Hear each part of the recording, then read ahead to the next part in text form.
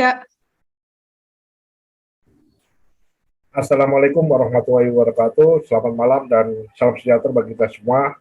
Puji syukur kita panjatkan kehadiran Tuhan Yang Maha Esa karena atas nama dan hidayahnya kita dapat berkumpul pada malam hari ini untuk mempresentasikan hasil kerja kelompok kami tugas mata kuliah manajemen teknologi sistem informasi. Baik, kami dari kelompok 2 akan mempresentasikan tugas kami. Tapi sebelumnya kami perkenalan anggota kelompok kami dulu. Pertama saya sendiri Arman Widodo, yang kedua Ovi Julia, dan yang ketiga Putri Chani Octavianti.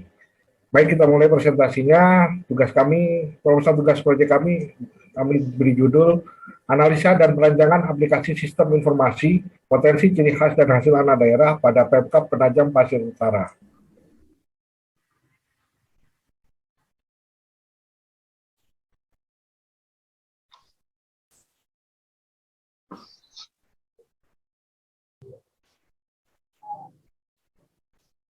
Kabupaten Penajam Pasir Utara berdiri pada tahun 2002, merupakan pemekaran dari Kabupaten Pasir, Provinsi Kalimantan Timur. Rencana pemindahan Ibu Kota Negara (IKN) yang telah disampaikan oleh Presiden Joko Widodo menunjuk Provinsi Kalimantan Timur sebagai kawasan calon IKN baru menggantikan Jakarta. Kabupaten Penajam Pasir Utara pantas berbangga terpilih menjadi salah satu lokasi kawasan calon IKN baru. Oleh karena itu perlu adanya promosi tentang potensi, ciri khas, dan hasil anak daerah Kabupaten PPU sebagai calon IKN baru.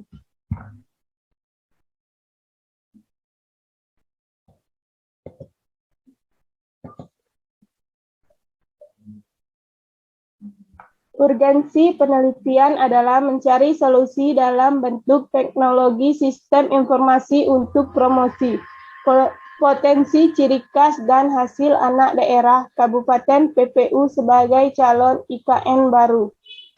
Tujuan khusus penelitian promosi potensi, ciri khas, dan hasil anak daerah Kabupaten masyarakat Indonesia melalui media teknologi sistem informasi yang akan masuk dalam e-Government Kabupaten PPU, mendukung program kerja Pemkab PPU menuju Smart City serta pelayanan prima dalam menyelenggarakan e-Government. Usulan dan masukan kepada Dinas Kominfo Kabupaten PPU selaku pengelola e-Government tentang desain aplikasi sistem informasi, potensi, ciri khas, dan hasil anak daerah Kabupaten PPU.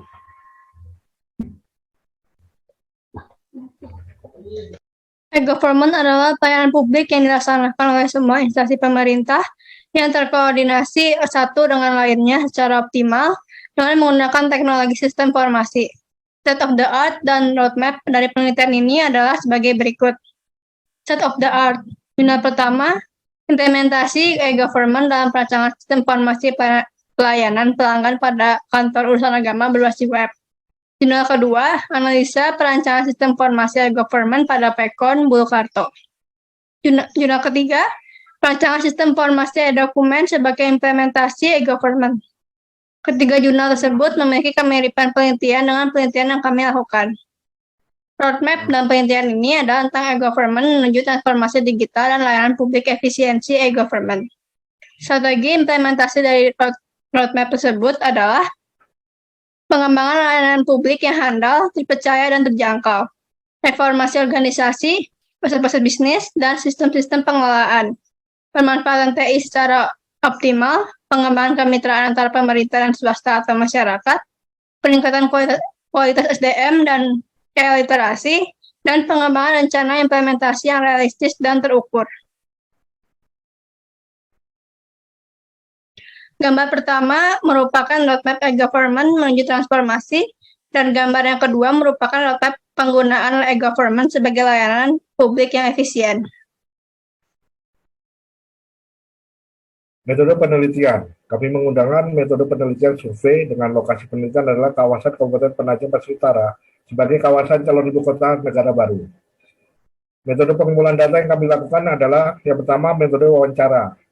Wawancara dilakukan kepada pihak-pihak dari Satuan Kerja Perangkat Daerah atau SKPD terkait hal potensi, ciri khas, dan hasil anak daerah seperti Disbudpar, Disperindak dan UKM, Dinas Kominfo, dan beberapa dinas yang berkaitan. Yang kedua, metode observasi. Observasi dilakukan pada lokasi-lokasi seperti tempat wisata, pusat kuliner, pusat budaya, dan adat istiadat, pusat kerajinan asli daerah, serta lokasi hasil sumber daya alam yang ada di kawasan Kabupaten BPU. Metode kepustakaan. Kami lakukan dengan cara mempelajari referensi berupa dokumen atau berkas, serta mengumpulkan data, peraturan perundang-undangan, buku, jurnal penelitian, dan sebagainya. Studi pustaka juga dilakukan untuk mengetahui kemampuan teknologi informasi yang akan diterapkan dalam sistem. Sistem informasi akan kami rancang dalam bentuk suatu aplikasi berbasis web sederhana dengan nama SIPANDA. Sistem informasi potensi, ciri khas, dan hasil anak daerah. Aplikasi berbentuk web dengan konten menu informasi tentang potensi, ciri khas, dan hasil anak daerah calon IKN baru. Metode perancangan sistem yang kami pilih adalah model waterfall, yang terdiri dari requirement gathering and analysis, yaitu mengumpulkan kebutuhan data secara lengkap untuk dianalisis dan mendefinisikan apa saja yang harus dicapai oleh program. Informasi dalam penelitian ini dapat diperoleh melalui wawancara, observasi, dan studi pustaka yang telah dilakukan. Yang kedua, desain. Melakukan perancangan desain perangkat lunak sebagai perkiraan sebelum dibaca kode. Desain sistem dapat dibuat menggunakan flowchart, mind map, dan entity relationship diagram atau ERD. Hal ini kita lakukan mulai dari diagram konten, DFD level 0 hingga level 2, dan ERD. Implementasi. Ini adalah tahap di mana seluruh desain yang sebelumnya sudah diubah menjadi kode-kode program. Kode yang dihasilkan masih berbentuk modul-modul yang digabungkan ke tahap selanjutnya. Tahap ini juga merupakan tahap dari perancangan web. Integration and testing. Di tahap ini dilakukan penggabungan modul-modul yang sudah dibuat sebelumnya dan dilakukan pengujian. Yang selanjutnya adalah verification. Di tahap ini pengguna atau klien yang langsung melakukan pengujian pada sistem, dalam hal ini adalah Dinas Kominfo Kabupaten BPU selaku pengelola penyelenggaraan e-government. Telah sesuai dengan yang diusulkan dan disetujui atau belum sesuai. Yang terakhir adalah operation and maintenance. Tahap ini merupakan tahap terakhir dari model waterfall, sistem yang sudah jadi dijalankan dan dioperasionalkan, serta dilakukan pemeliharaan. Pemeliharaan berupa memperbaiki kesalahan yang tidak ditemukan pada langkah sebelumnya. Berikut adalah gambar dari diagram alir tahapan penelitian mulai dari identifikasi masalah hingga ke rancangan sistem dan kesimpulan. Sedangkan untuk gambar satunya merupakan gambar dari metode atau model waterfall, mulai dari requirement, gathering, and analysis hingga ke operation and maintenance. Selanjutnya adalah contoh gambar aplikasi berbasis web. Nah, rencana aplikasi kami berbentuk mirip seperti ini, yaitu aplikasi B2G milik lkpp.go.id. Output dan target capaian. Output wajib dari hasil penelitian ini adalah operasional dari aplikasi SIPANDA sebagai media promosi potensi, ciri khas, dan hasil anak daerah dari Kabupaten BPU sebagai calon IKN baru. Untuk output lain selengkapnya dari tabel berikut. Yang pertama, implementasi aplikasi SIPANDA. Target kita adalah di Februari tahun 2022 dengan target capaian 100% telah terrealisasi dan berjalan dengan lancar. Yang kedua, kekayaan, potensi, ciri khas, dan hasil daerah Kabupaten BPU sebagai calon IKN baru dikenal masyarakat umum. Target kita adalah target capaian telah banyak dikenal di kawasan luar provinsi Kalimantan Timur dan IKN baru. Ini ditargetkan pada Januari 2023. Yang ketiga, penggunaan dan akses aplikasi SIPANDA. Merupakan output wajib juga, dapat diakses dimanapun dan kapanpun untuk status capaiannya, dan ditargetkan pada bulan Januari 2023. Yang keempat, kunjungan wisatawan baik domestik maupun luar negeri ke Kabupaten BPU untuk melihat kekayaan potensi, ciri khas, dan hasil anak daerah calon IKN baru. Merupakan output tambahan yang ditargetkan terjadi pada bulan Januari 2024. Yaitu target capaiannya yaitu banyaknya wisatawan baik domestik maupun luar negeri ke Kabupaten BPU sebagai kawasan calon IKN baru. Dan yang terakhir, penambahan pendapatan asli daerah yang ada dari Pemkab BPU. Merupakan output tambahan targetkan pada Januari 2025, yaitu targetnya naiknya PAD Kabupaten BPU yang signifikan.